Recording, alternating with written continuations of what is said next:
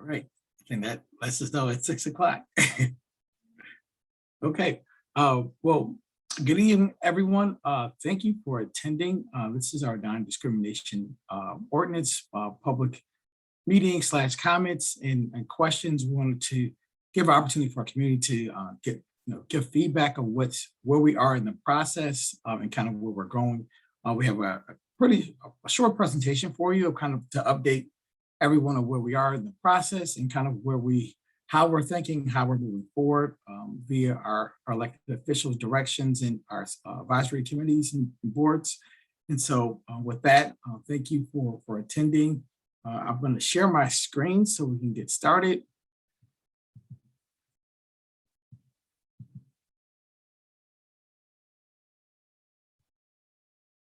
Can everyone see this? I think we're good, yeah. All right. I'll jump in here too before Eugene gets too far into the presentation. As you can see here on this slide, for those of you who are joining us and have access to video, we're going to be having kind of a moderated discussion, and I will kind of serve as the moderator. So as you can see, we have the chat function available tonight. And so that function, I know many of you have, now we've all been using Zoom and WebEx and all of this for many, many months. And so we're all pros at it now, but just as a reminder, the chat function should be located at the bottom of your screen. And if you hit that, then you should be able to access the chat function and send chat questions through really at any point, but mostly, we'll be answering as many questions as we can at the end of the program. And then if there's anybody that's listening just by phone, doesn't have internet access, we also have the ability to text comments or questions. And so that number is 704-251-9441. So again, that's 704-251-9441. And we'll remind you of this again a little bit later. So if you didn't catch that, we'll refresh your memory and make sure that those of you who are listening are able to participate, because we definitely want to hear feedback from everybody. So thanks. Thank you, Amanda. With that, I guess I'll do some quick introductions. I'm Eugene Bradley, the Housing Equity Director for the town of Davidson. We have Amanda Preston, our communication director. We have Austin Nance, our assistant town manager. And then Bessie Shores, our do everything person, town clerk. So we appreciate them helping us get this launched off and kind of moving forward. But with that being said, we can jump into things. I know this has been a hot topic for the last really several months, or 11 months, quite honestly. And so the town of Davidson has been busy understanding kind of what this could mean for us as a town, really engaging folks throughout the process, and really waiting to get answers from kind of what's happening around us and be better educated on how we want to move forward as a town. So with that being said, we'll kind of give a little bit of a history here of kind of how we got to this point. So in December 2020, December 1st, 2020, the House Bill 142 expired.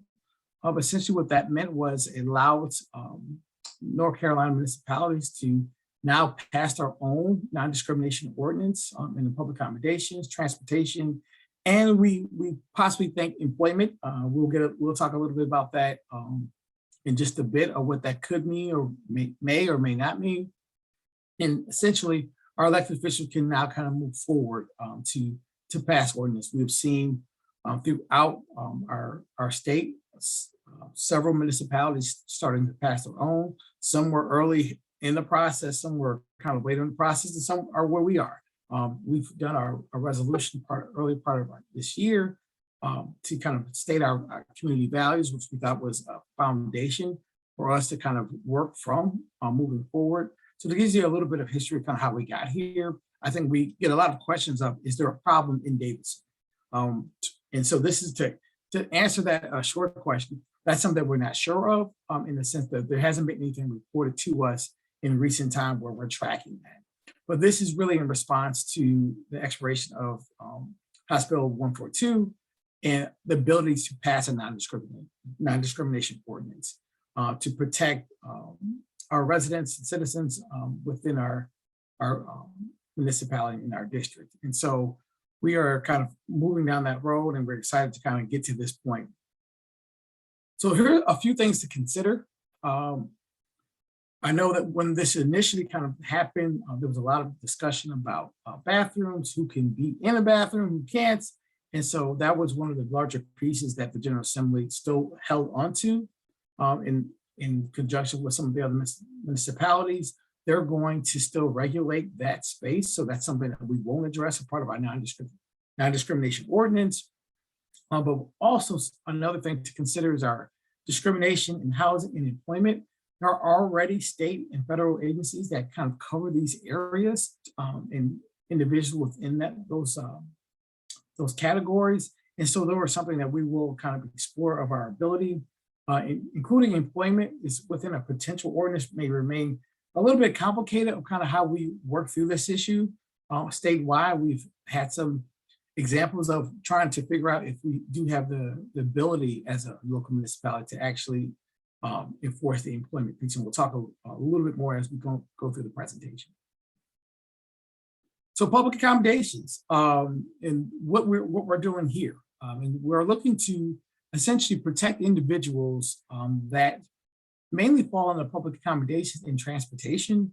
We also are potentially looking at employment, and we'll talk a little bit more about that. But essentially, when we say public accommodation, I want to be very clear what this means. As individuals are in public places like a restaurant, hotels, a retail store, movie theater, we want to make sure those folks that are in those establishments are protected from any type of discrimination. The same thing as well as transportation. We're specifically talking about companies that provide operating vehicles, something like an Uber service or private car service, able to protect individuals as part of those categories. And so when we look at who's currently protected now and then who we're looking to protect, we can give you a little bit of the difference there. So by the Civil Rights Act and several other acts have been passed on the federal level. Currently, from a public accommodation standpoint, again, that's an individual or individuals in an establishment being protected from discrimination and denied service for whatever those reasons might be. We want to protect those folks. And so at the federal level, we have race, color, religion, national origin, sex, and disability. Those are already protected in the public accommodation transportation realm at the federal level. What we're seeking to do to add more categories to that, so we're protecting all of our residents within Davidson. This is very consistent with what you see with the city of Charlotte, but also Mecklenburg County. Our ordinance looks very similar to theirs. We've been working with them in several different ways. We will talk about kind of the compliance piece in a little bit, but we felt that these were kind of updating kind of where we are in the world today and make sure that we're protecting everyone that's in an establishment from discrimination. And so local municipalities, we also are looking to, if we have the ability to regulate employers. So there's great debate right now that continues at the state level, whether or not municipalities can clearly have the legal authority to enact ordinances from an employment standpoint. Typically, there are protected classes already at the federal level that are handled through a local office like EOC. And so there are several protected classes within that. Those will fall under race, color, religion, sex, age, national origin, sexual orientation, and gender identity. So those folks that are fall in that range and are with an employer with 15 above employees are already protected. What we're seeking potentially to do here, if we start to talk about employment, is protect as many people as we can. We still don't have quite details of what that will look like, including businesses under 15 employees, but also adding in the new categories to protect everyone. And so there's a little bit of things that we need to learn a little bit more before we kind of go down that road. And so we've been working with our Housing and Equity Board, as well as business owners locally to talk through these issues, and if this is something that's really important for them or just for the community at large. What we've been given guidance is to kind of move forward without the employment piece in order to kind of look at and get a little bit smarter about how we do that, if and how we do that, and also understanding what's happening at the state level with our General Assembly. And so as we met with our town board, they gave us some direction to look at a couple of possibilities.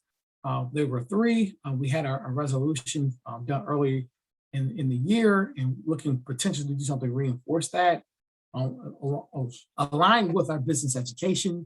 I think regardless of whatever we land on is really helping build capacity at our business owners to help them essentially welcome as many folks in their establishment as possible, to really continue the culture that's already here of being inclusive. And so what our elected official want us to take a look at the anti-discrimination ordinances at the city and county level, as well as looking at if we were able to do something on our own that did not necessarily align with the city and the county. We've explored both options and really came down to kind of enforcement, and we wanted to actually understand how we could potentially do that early part of this year. Some of those that remember, we were originally looking at having a local committee to review cases. Throughout the process, we kind of got smarter and learned a little bit more and looked at some additional resources for how we could do the enforcement piece. And we'll talk about that in just a second. And so, as I said before, we have got feedback from our business owners as well as the Housing and Equity Board.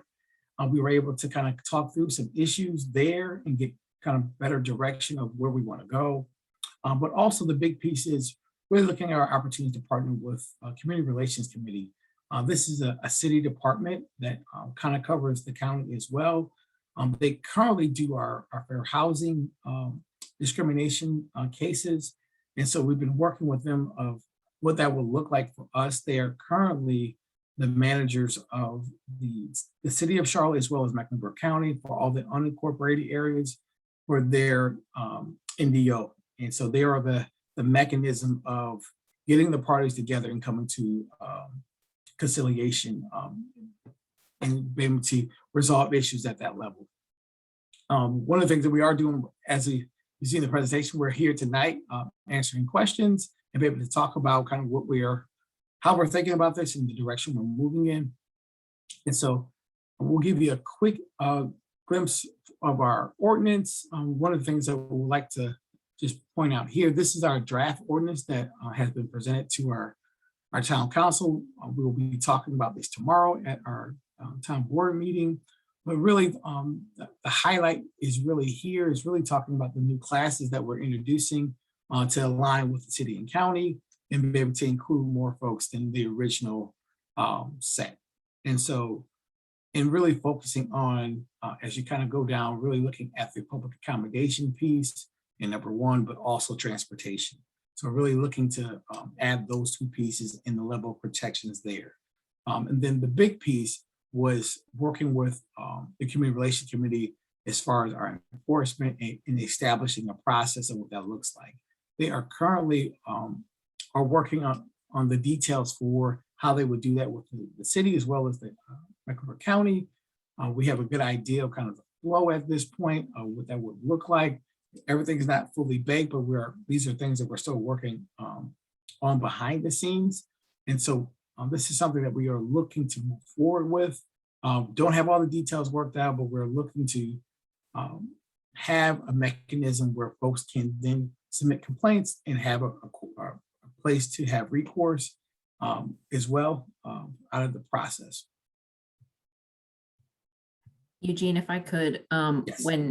When you clicked on the link, it didn't continue to share the screen for the draft ordinance. So what I'm going to do is I'm just going to read the link, as Eugene mentioned, has been available attached to the agenda for our Board of Commissioners website. So I'm just going to drop that link in the chat for people who want to look at it so it doesn't hang us up. But if anybody missed the link on the agenda, they can take a look at that because you already really nicely walked people through it. So I'm just going to do that in a second. Just want to let people know. Okay, thank you, Amanda, for that. And so when we talk about the compliance, this is really kind of where the rubber meets the road. This is probably the bulk of our discussion throughout this process of how do we enforce this. This really makes the difference between what's a resolution versus the ordinance. The ordinance actually has a little bit more teeth than a resolution. And so here we're looking at how do we essentially bring accountability to when there is or potential discrimination, what does that process look like?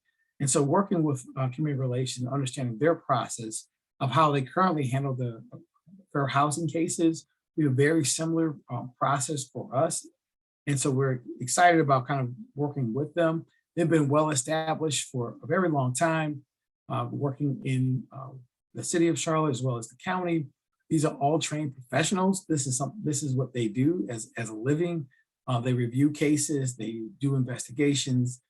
They have a process of getting both parties involved and engaged with one another in coming to a resolution. One of the things that we're excited about is over 90% of their cases, particularly over the last fiscal year, have been resolved through successful mediation.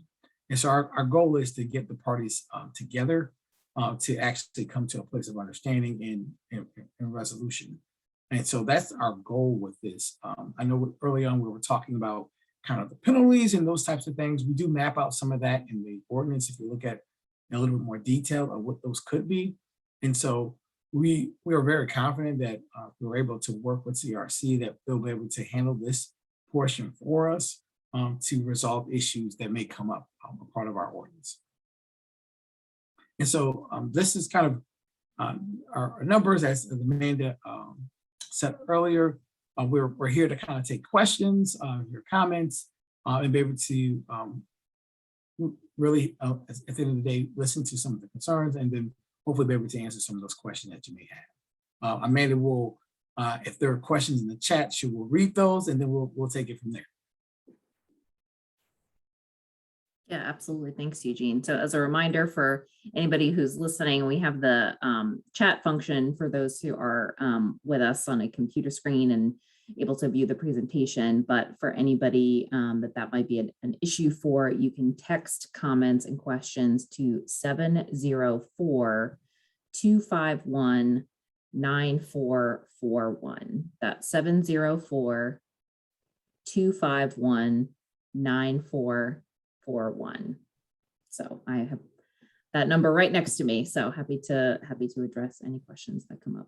And now that I feel like I'm done with a commercial because I slow read a phone number out several times, let me go back to the chat. We did get a question that came in from Donna Pollock. How will citizen comments from tonight be incorporated if you are presenting to the Board of Commissioners tomorrow? So based off of kind of what we hear tonight, I will talk about that in tomorrow's presentation. The presentation will roughly be the same, but the feedback that we get here, we'll be able to share that as well.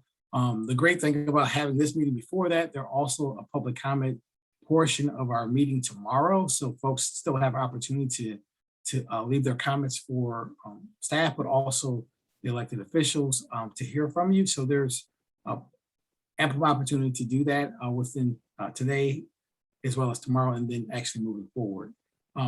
There is a goal for us to actually have something pass at the November 23rd meeting. This is we had a couple of our elected officials were not able to make the December 7th meeting, and so they wanted to call a special meeting in order to address this at that time.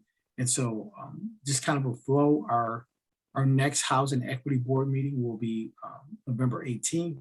At that point, there will hopefully be a formal recommendation of whatever the form our ordinance will take at that point to the board.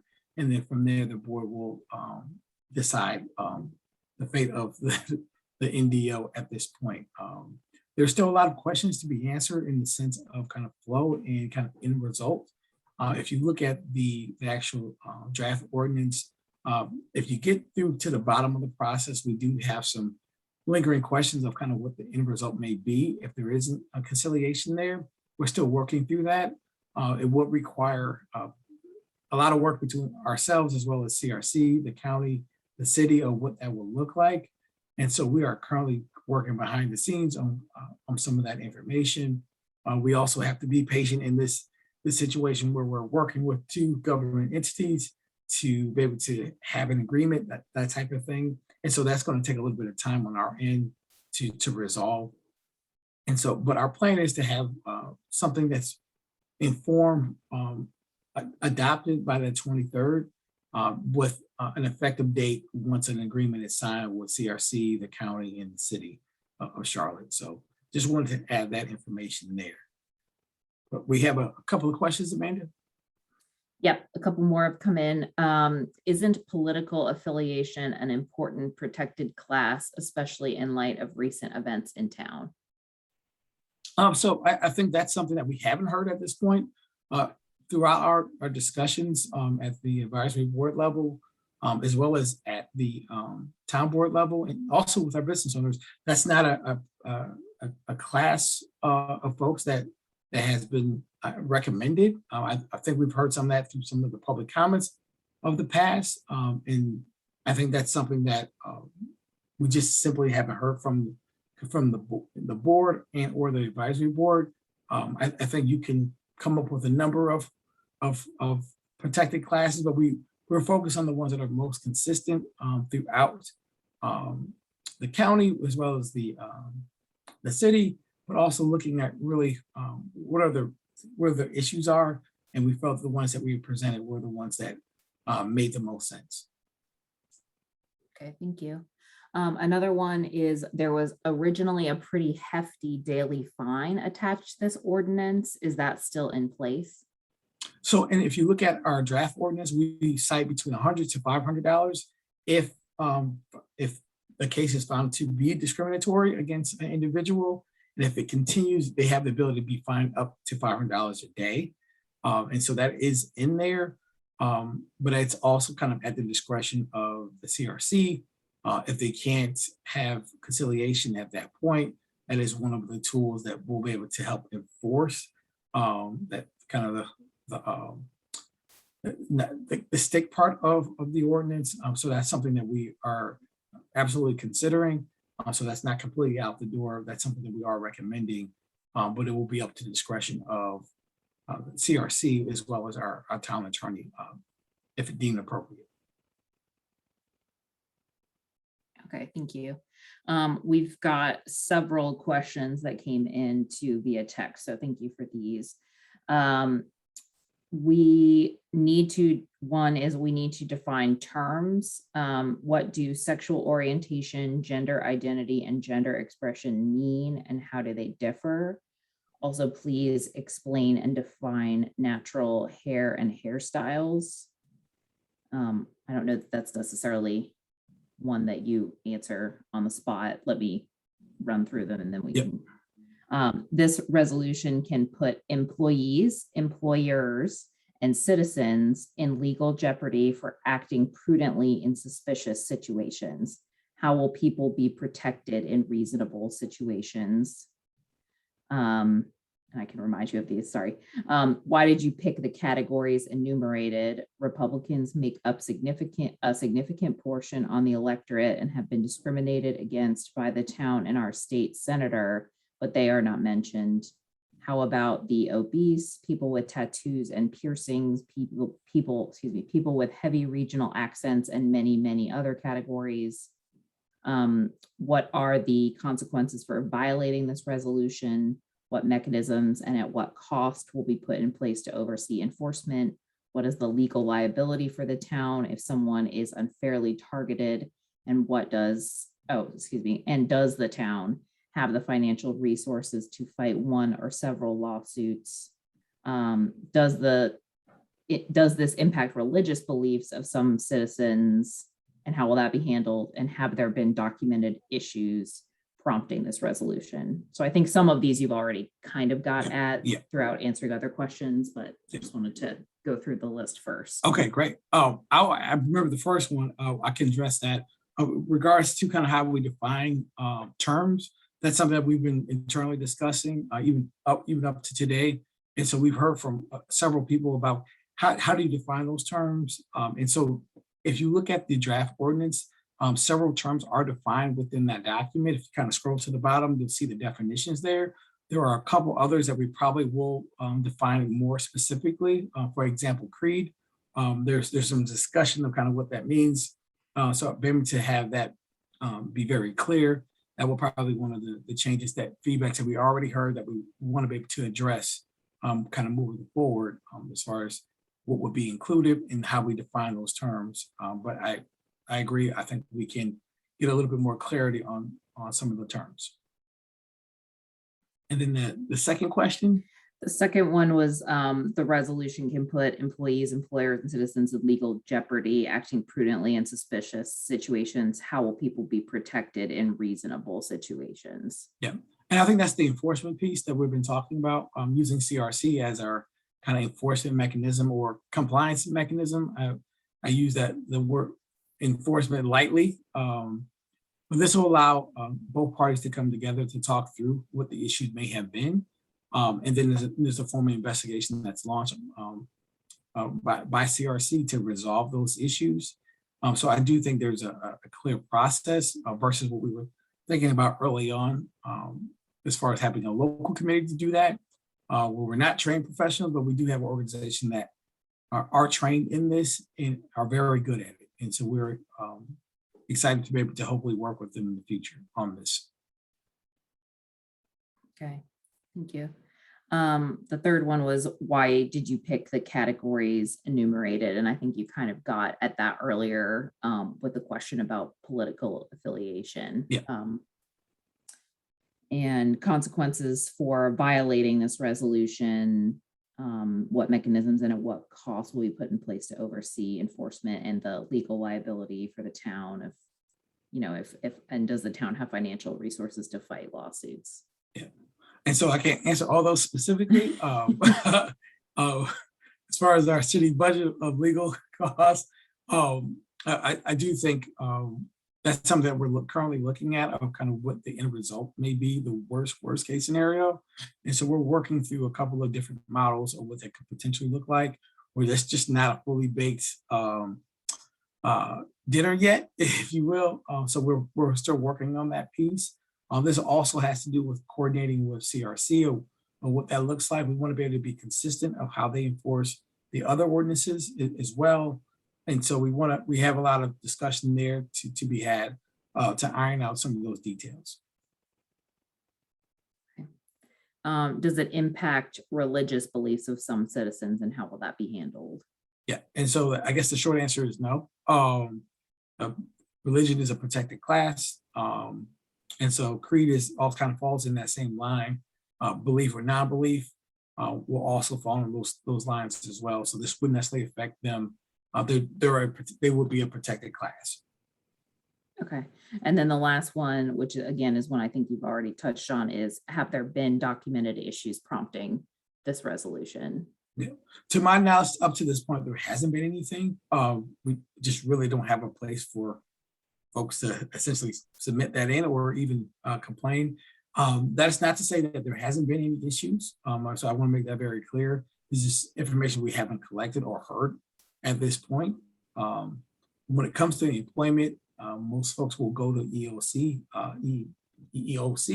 to file complaints if they felt they were discriminated against from the employment standpoint.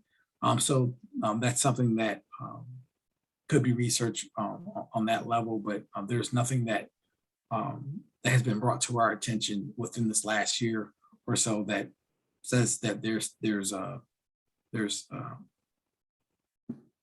issues here. This is really, again, I want to be clear, in response to the bill expiring, the H2 bill expiring, and local municipality having the ability to enact their own non-discrimination ordinance. So it's not necessarily an uncovered problem, but this is something that we want to make sure that we're continuing the culture here in Davidson of welcoming everyone and everyone feeling safe and protected within our jurisdiction. And so this is really in that spirit, not necessarily looking for a problem, but really having something to ensure that this culture continues.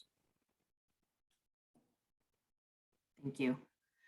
I had a couple of more comments and questions come in. Someone shared that they are new to town, and this is very clear and excellent work. They would be happy to comment on the record and support. Thank you. In very recent, another comment, in very recent weeks, the dignity and equality resolution was ignored on behalf of citizens ill-served during the course of the recent election campaign because it was a placeholder, a precursor to an NDO. It is clear that an NDO may not uphold its claims either. Please do not dismiss the new light shining on Davidson because of partisan activity in what was a nonpartisan town. So I guess those are just comments, not questions. Yep. Apologize. So I think that is all that I've received via text. So again, if anybody would like to send in any other questions via text, or if anybody has other further questions or comments, we are here at your disposal and happy to answer them. Yes. Otherwise, I think that there was, if I'm remembering correctly, there was one extra slide in the presentation that we were going to share, in addition to, as Eugene mentioned, that tomorrow evening we have a Board of Commissioners meeting where there's an opportunity for public comment. We've also created an email address so that if there are other things that come to mind that you'd like to share your input with, you can reach out to, what is it, NDO comments? Yes, that's right. NDO comments at, I was flying blind there, thank you. NDO comments at townofdavidson.org to reach us, and by November 17th at 5 p.m. As Eugene mentioned, the Housing and Equity Board will be meeting the following day. So we'd like to try to gather as many comments from the public as possible by then. So yes, thank you for that. Follow-ups can go there. Yep. We have again opportunities for folks to make public comment tomorrow at our board meeting tomorrow, as well as submitting comments to the email address. And we want to be able to hear from you and kind of consider what we have at this point and be able to move forward.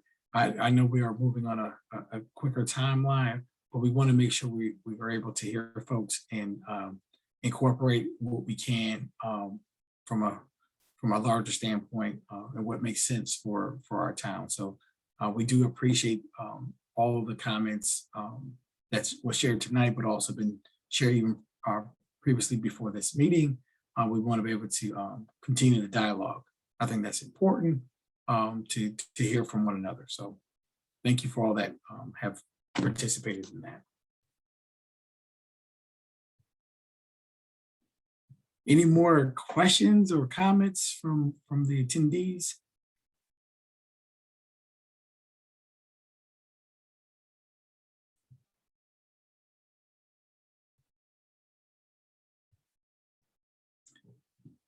And if not, you have the ability again to use the email address to submit comments. That's another avenue that you can do. We encourage those to were able to attend tonight. If you want to share this video, this will be on our website, so folks can also hear kind of the presentation. Then again, we'll be giving a similar presentation tomorrow at our board meeting. One of the things I actually did forget to mention, tomorrow, part of our presentation, the community relation director will be giving a presentation about their organization and giving you more details of how they operate and a little bit of their history. And so this will get folks very familiar with who they are as an organization and department and the work that they do and how they could potentially serve us in the town of Davidson. So stay tuned for tomorrow. That presentation should be already available. So folks that can't make that meeting, they should be able to view that as well. And then also leave some comments tomorrow at the public comment section. So.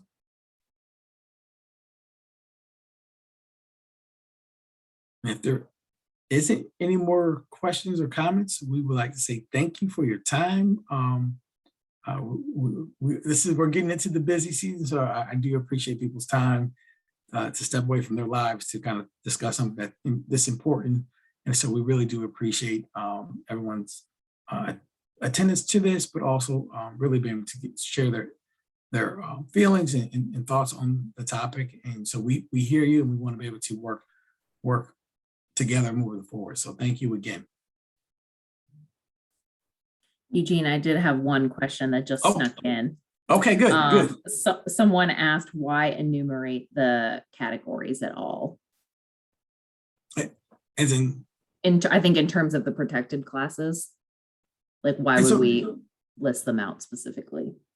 To be clear, I think we had some folks that, even we heard already of like we don't have clarity on like what that is. So I think part of it, you got to list them out.